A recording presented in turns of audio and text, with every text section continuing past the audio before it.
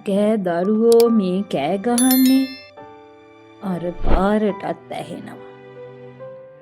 මම මේ හවස බෝධි පූජාවට මල් ටිකක් හොයන්න ගියා.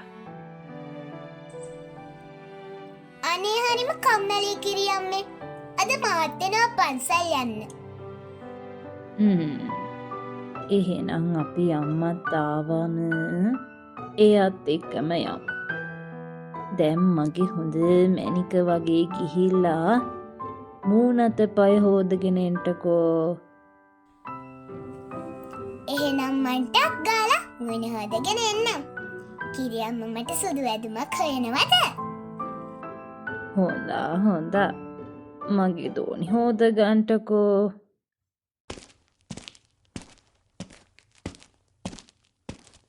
දෝනි කොමේ ළමයා? පුතේ උඹ අද වේල පහවත. ආන්න කෙල්ල මූණත පය හොදනවා. හවස මාත් එක්ක පන්සලට යන්ට කියලා. කොවම්මි සදු? දුව තාම ආවේ නෑනේ. තවම කන්තෝරුවේ වෙන්ට ඇති. අද බස් එක්කුත් අඩුයි කියලා මං අහගෙන සෝමදාස මලයා කතා වෙනවා. හෙමද? බලමු. මං කෝල්ලයක් දීලා බලන්නම්කෝ. එහෙනම් පුතේ කට්ටියම යමුද බෝධි පූජාවට?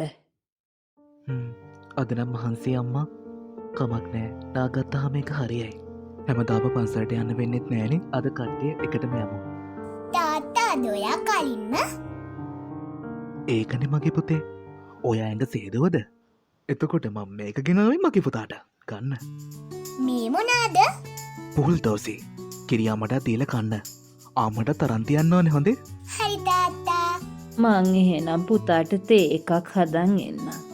හරියාම මන් නාගෙන එන්නම්කෝ. මේ සදුත් එන්නේ.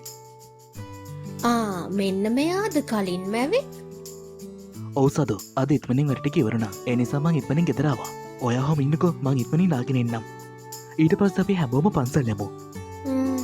යමු එහෙනම්. කෝ අපේ දඟමල්ල? අන්න මං පුහුල් දෝසි පාසලයක් දුන්නා. දැන් ඔක්කොම කනවත් දාන්න චුට්ටක් බලන්නකෝ. හරි මම බලන්න. ඔයා නාගෙන එන්නකෝ. සුදු පුතේ කෝ අම්මට පුහුල් දෝසි නැද්ද? අනේ හොර ගෙඩියා. ඇඳට වෙලා කනවනේ. අනේ පුතේ ඔය ඇඳේ කූඹියයි. කෝ එන්න. අනේ අම්මා. කෝ කෑලි දෙකක් ගන්න. ඉතුරු ටික ෆ්‍රිජ් එකට දාන්න හෙට කන්න. මගේ හොඳ පුතා වගේ දැන් පන්සල් යන්න ලෑස්ති වෙන්නකෝ. අම්මි හරි නරකයි. ආපු ගමන් පුතාට සැර කරනවා. අනේ ඉතින් ආදරයටනේ මැනික. දුවේ මෙන්න තේ හැදුවා බොන්න. සුදු මැණිකේ කෝ එන්න. අපි ඇඳුමක් දාගෙන ලෑස්ති වෙමු.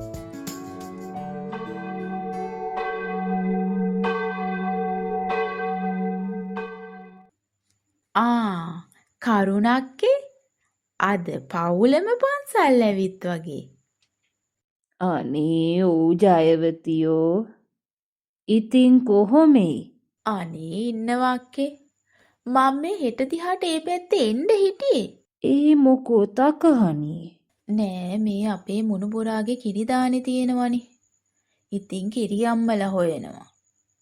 අලුත් අම්මලා එක්ක ඉතින් අත්දැකීම් තියෙන අය ටිකක් ඉන්න එපාය. අක්කට එන්න පුළුවන්ද? මෙයාටත් එන්න තිබ්බයි ඉතින්. ඒත් බෑනේ. හැමෝටම ඕවට වාසනාව නෑනේ. මං හෙට දිහාට බලලා කියන්නම්කෝ ජයවතියෝ. අපි ගිහින් එන්නම්. ඇයි අම්මේ ආච්චි එහෙම කිව්වේ? අම්මටත් යන්න පුළුවන්. අම්මට වැඩනේ පුතේ. කෝ අපි යමු විහාරෙට ගිහින් එන්න. සදු මේ මොකද? ඔයා දුකින්ද? නෑ. මේ හන්නකෝ. අපේ කියලා දවසක ලොකු නෝන කෙනෙක් වුණ දවසක අපි මේ අත්තයාට කියමු. ඒත් දැන් මෙයා මේ දේවල් දැනගන්න ඕනේ නෑ. දරුවා හම්බ වෙලා මහපාලේ දාලා යන කාලෙක කාත් කවුරුත් නැති දරුවෙකුට අම්මෙක් තාත්තෙක් වෙනවා කියන පින මැති ලබන ආත්මෙදි අපිටම කියලා ළමෙක් ලැබෙන සදු. මං ඒක දන්නවා මහත්තයෝ. සුදු පුතා කියන්නේ දැන් මගේ පණ. මගේ කුසින් නොවැදුවට ලේ කිරි කරලා පොවන්න බැරි වුණාට ඒ මගේ පණ. අම්ම කෙනෙක් කියන්නේ ඒ ආදරයට රැකවරන්ට වගේම මේ දරා ගැනීමටයි. කිරි අම්ම දානකට වාඩිවෙන්න බැරිවුණාට ඔයා මගේ ලෝකෙ ලස්සන ආදරණී අම්ම කෙනෙක්.